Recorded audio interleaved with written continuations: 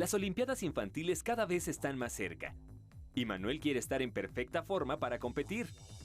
Pero aún no sabe qué deporte practicar para poder ser fuerte, ágil y tener una gran resistencia. Todos los deportes que ha probado le dan solo una de esas cualidades. Podría practicarlos todos, pero para eso necesitaría mucho tiempo y no podría hacer sus deberes.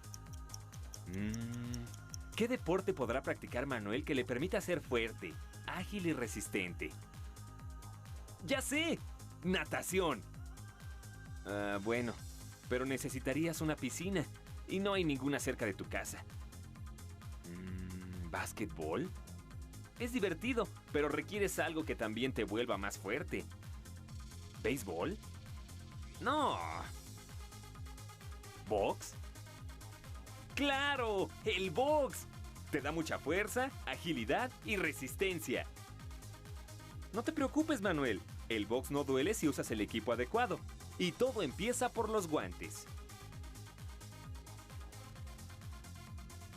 No esos guantes. Para practicar el box deben usarse guantes especiales. Y hoy en ¿Sabes cómo se hace? Te mostraremos cómo se fabrican los guantes de box. Así que quédate con nosotros.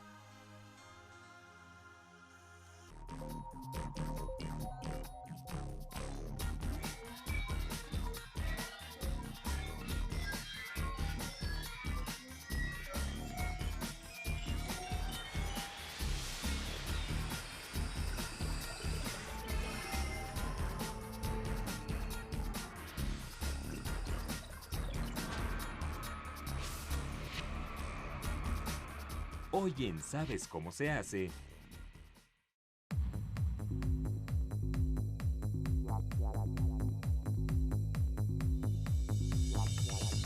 El boxeo se refiere a una amplia gama de disciplinas de combate deportivo.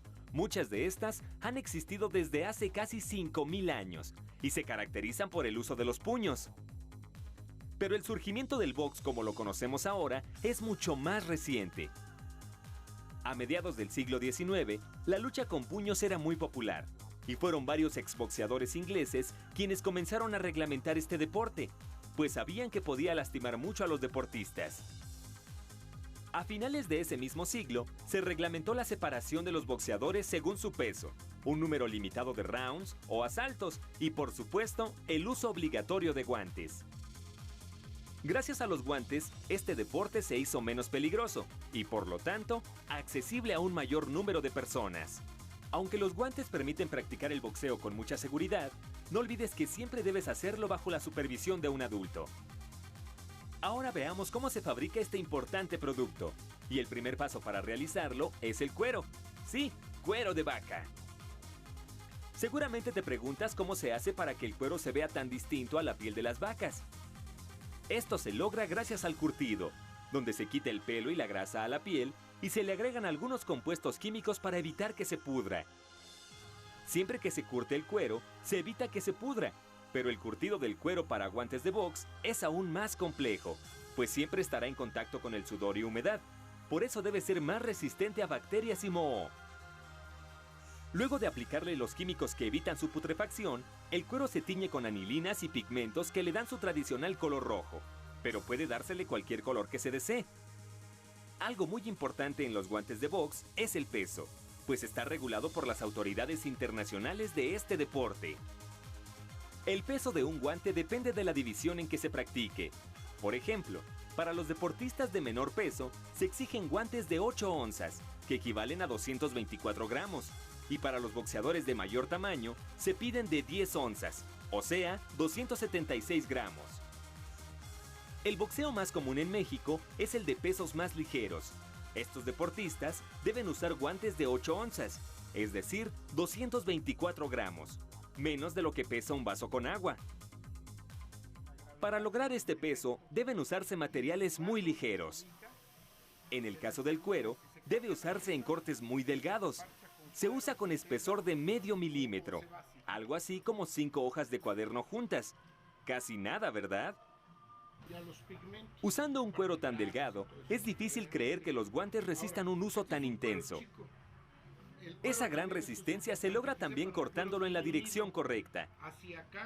Como viene de un animal, el cuero tiene una mayor elasticidad en una dirección que en otra. Al igual que un ser humano, una vaca puede engordar mucho, pero no puede alargarse demasiado. Por ello, su piel tiene mayor flexibilidad hacia los costados que hacia lo largo. Entonces los trabajadores deben orientar los moldes de esta manera, pues el guante debe ser también más elástico hacia los costados.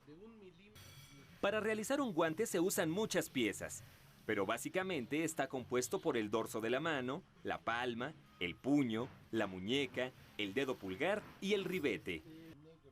Para el dorso de la mano se hace una manopla grande que ya tiene integrada la forma del pulgar. Para la palma se hace una manopla pequeña y una tripa, o pliegue de cuero que facilita empuñar el guante. El dorso del pulgar ya está en la manopla grande y se complementa con una pieza secundaria que se une a la palma. Para el puño se cortan tiras de cuero que protegen la muñeca del deportista. El ribete es un refuerzo que se hace a los bordes del guante. Evita que las orillas del cuero se maltraten o se humedezcan, lo que hace el producto más duradero. También deben cortarse las piezas para elaborar el forro del guante, es decir, la parte interna. Este se hace con una tela de nylon, impermeable y muy resistente, similar a la que se usa para hacer las sombrillas y los rompevientos. Esta tela permite mantener alejado el sudor del relleno y del cuero, evitando que se acorte la vida del guante. Después de cortar las piezas de nylon y cuero, se hacen los acoginamientos. Para ello se usa una espuma de poliuretano. Esta espuma tiene un grosor que va de 1 a 1,5 centímetros. La espuma se corta con suajes o moldes con cuchillas. Los suajes se colocan sobre la espuma y son aplastados con la suajadora. Esta máquina corta la espuma aplicando a los moldes una presión de 20 toneladas, es decir, el peso de una ballena cachalote. Luego de que los acoginamientos de espuma son recortados, pasan a ser unidos con las piezas de cuero. El acoginamiento y el cuero se unen con un pegamento especial para espumados. Este se aplica por aspersión, sobre escuadras hechas a la medida de cada pieza, para evitar que el pegamento se adhiera en los extremos, pues podría afectar la resistencia del cuero cuando sea cosido. Ahora las piezas de cuero y los espumados están unidos y pueden ser ensamblados. Para esto pasan a manos de las costureras. Aquí se unen todas las piezas. Como sabemos, en los guantes de box la resistencia es muy importante. Por ello se usa un hilo muy fuerte y delgado, hecho a base de nylon. Con este hilo se unen las numerosas piezas que componen el guante. El dorso con la palma, el pulgar al dorso, luego el puño, los refuerzos, la tripa, el ribete. Es un proceso bastante complejo, pues el guante tiene una forma muy especial y cada pieza requiere una costura distinta. Por ejemplo, para unir el dorso con el pulgar, debe usarse una máquina que permita coser en forma circular. Ahora el guante ya tiene su forma común y debe voltearse para que se haga la última costura, la de ribete. Esta costura es muy peculiar, porque refuerza las orillas del guante. También se hace con cuero, pero debe cortarse en tiras muy delgadas y enrollarse, como si fuera un listón. Después pasa a una máquina especialmente diseñada para hacer el ribete. Esta cose el cuero al mismo tiempo que lo dobla. Generalmente, el ribete se hace con el mismo cuero que el exterior del guante, pero en ocasiones se usa un cuero conocido como piel oscaria, que es más grueso. Al terminar el ribete, el proceso de costura está terminado. Las piezas de cuero están unidas a los acoginamientos y la cámara para colocar el relleno también está lista. No te vayas, en un momento regresamos a ¿Sabes cómo se hace?, para ver cómo se fabrica el relleno de los guantes de box.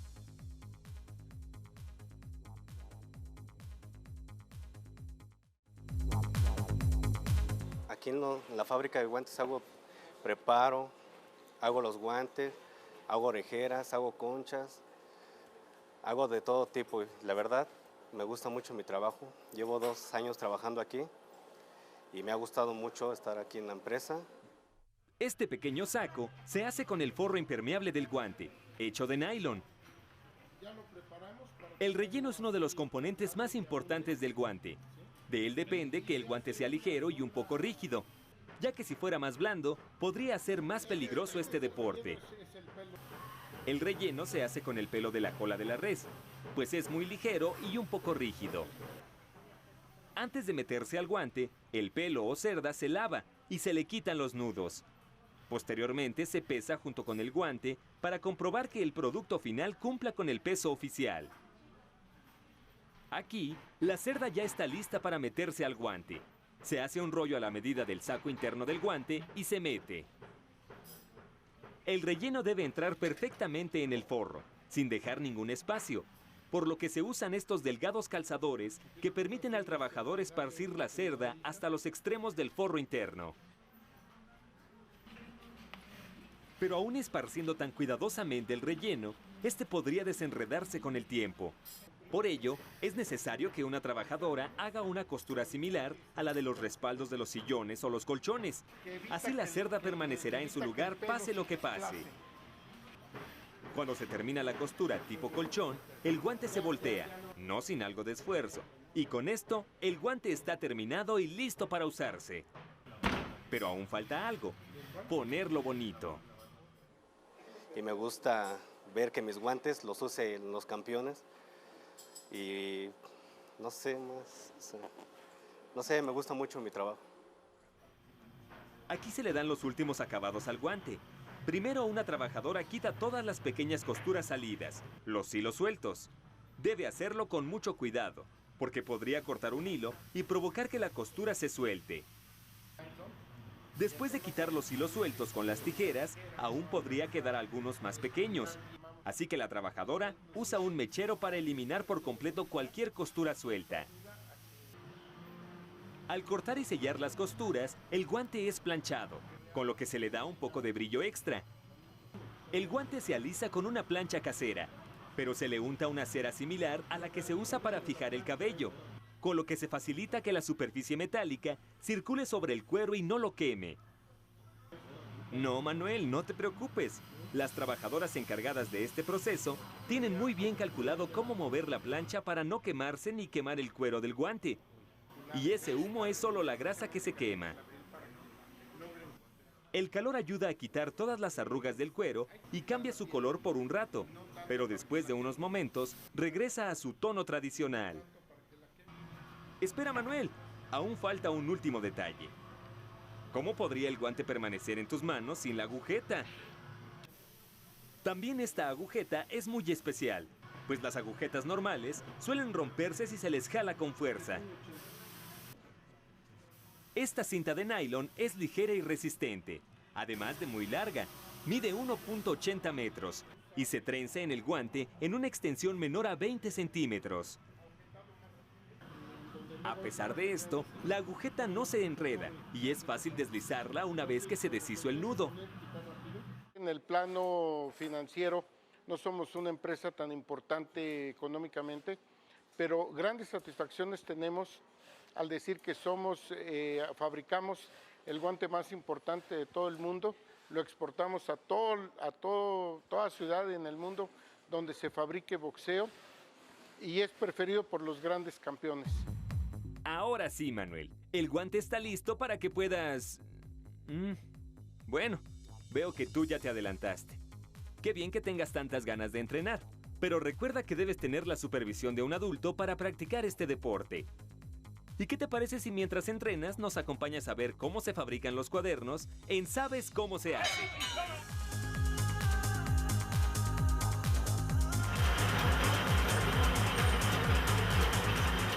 Otra vez la mamá de Pepe lo regañó por no regar las plantas. ¿Cómo espera que Pepe recuerde tantas cosas? Lavar los platos los martes y jueves, cambiar el agua al pez los domingos, regar las plantas los lunes. Es imposible. Nadie puede recordar tantas cosas.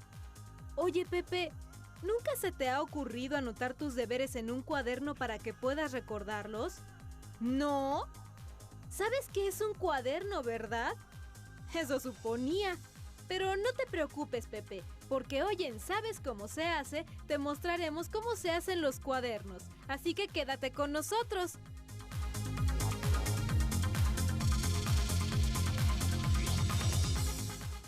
La historia de los cuadernos empieza desde hace más de 2000 años, cuando varias culturas como griegos, romanos y chinos empezaron a usar fibras de seda y cortezas vegetales para registrar escritos, ideas, historias y deberes.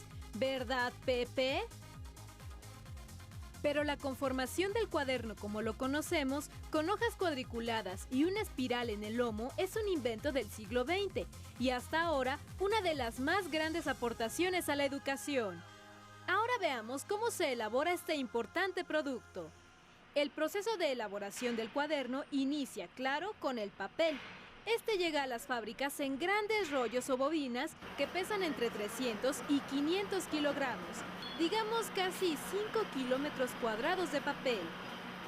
Hay varias formas de realizar un cuaderno. Algunas son más automatizadas, otras requieren de un esfuerzo humano más grande. Pero estas cambian entre sí solo en algunos procesos. Por ejemplo, tanto el proceso automático como el manual inician en una rotativa. Las bobinas son colocadas en el rodillo de alimentación de la rotativa. Esta máquina tira del papel y lo va conduciendo con estos rodillos hacia los formatos de impresión o cireles. Los cireles son como grandes sellos con forma de cilindro. Están hechos con un plástico muy resistente que también se conoce como cirel. Cada cirel o formato de impresión tiene su propio alimentador de tinta. Este es como una pequeña tina llena de tinta azul en la que se va bañando el rodillo mientras gira. Al girar, también va imprimiendo en el papel la clásica cuadrícula sobre la que escribimos. Para imprimir la cuadrícula en ambos lados del papel, es necesario que la rotativa esté ajustada con gran precisión, pues las dos caras de la hoja se imprimen en cireles distintos, colocados a distintas alturas, para permitir que el papel pueda dar la vuelta gracias a los caminos marcados por los rodillos. Así, el papel debe seguir una ruta uniforme. Y es un trabajador el que se encarga de hacer coincidir los márgenes o cuadrículas de ambas caras. Él debe revisar constantemente los márgenes que se van imprimiendo y en caso de que no coincidan, ajusta la bobina a través de estos controles. Cuando el rollo ya fue marcado por ambos lados, la misma rotativa lo transporta a la cortadora, que también debe estar perfectamente coordinada con las demás partes de la máquina, pues si no, podría cortar las hojas por la mitad o invadir la cuadrícula. Como ves, la precisión y coordinación son muy importantes en este proceso. Y las piezas fundamentales para lograr una perfecta coordinación son los engranes o levas, pues son los que determinan el movimiento de toda la máquina. En cada leva se indica el número de dientes que posee y con esto se sabe de qué medida cortará los pliegos la rotativa. Si el engrane tiene más dientes, la rotativa cortará las hojas con mayor tamaño y si tiene menos dientes, cortará pliegos más pequeños, pues así tardaría menos tiempo en girar. Entonces, si se quiere hacer un cuaderno con hojas más pequeñas, debe cambiarse el engrane por uno con menos dientes. Ahora se usa un engrane de 73 dientes para cortar 6 hojas tamaño profesional en cada pliego.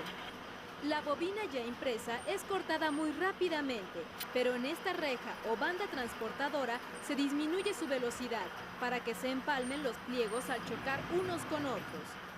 Luego de ser cortados, los pliegos de 6 hojas tamaño profesional pasan por un sensor que las va contando. Cada que este sensor cuenta 100 pliegos, los separa por lotes. Cada lote de 100 pliegos es recibido por una trabajadora que le coloca las cubiertas o portadas. Estas también están en pliegos de 6 hojas tamaño profesional. Entonces, cada uno de estos bloques contiene 6 cuadernos profesionales de 100 hojas, que están unidos todavía. Para separar los cuadernos, se usa una guillotina electrónica que ya tiene grabadas las medidas adecuadas para cortar los cuadernos.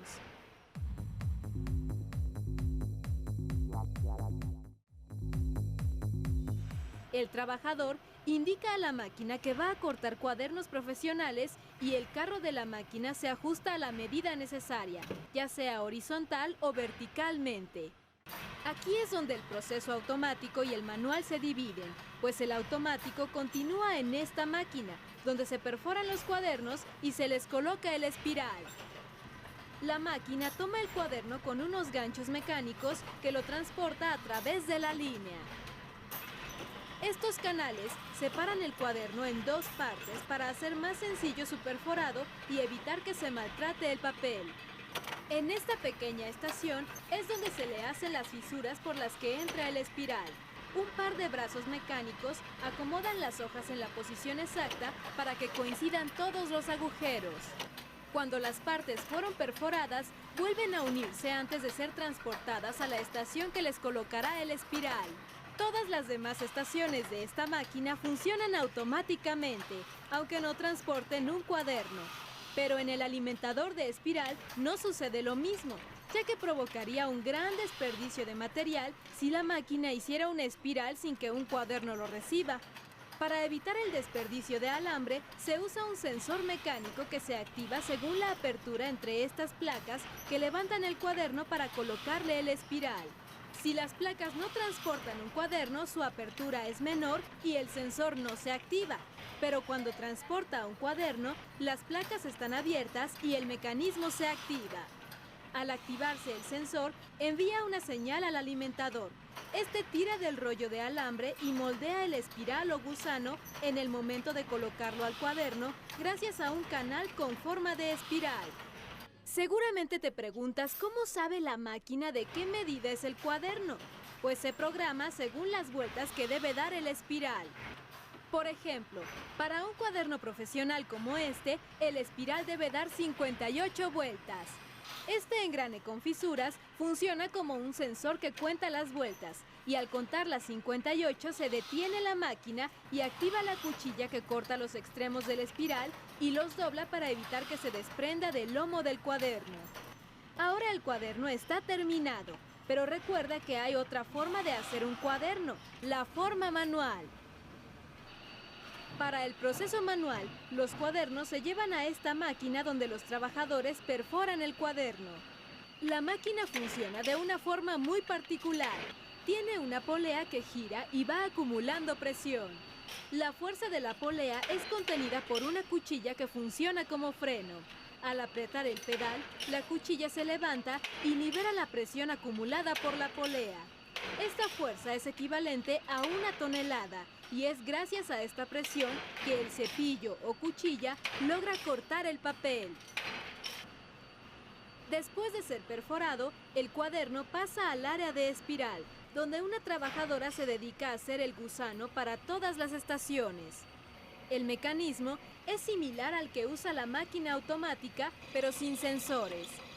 La máquina hace pasar el alambre a través de un canal con forma de espiral, pero no se detiene. Saca el espiral constantemente y la trabajadora debe cortarlo en cuanto llega al final del puente.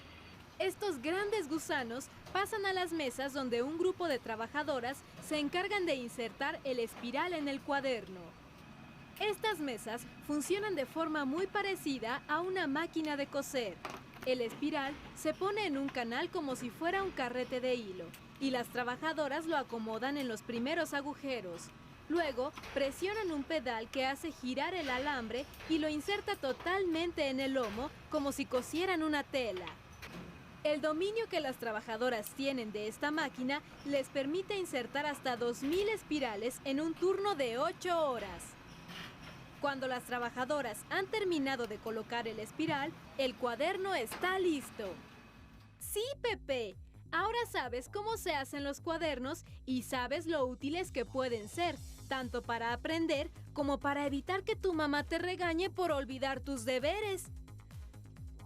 Así que no olvides tus obligaciones, pero también no olvides acompañarnos la próxima emisión de tu programa ¿Sabes cómo se hace?, en donde aprenderás cómo se elabora un producto de la vida diaria.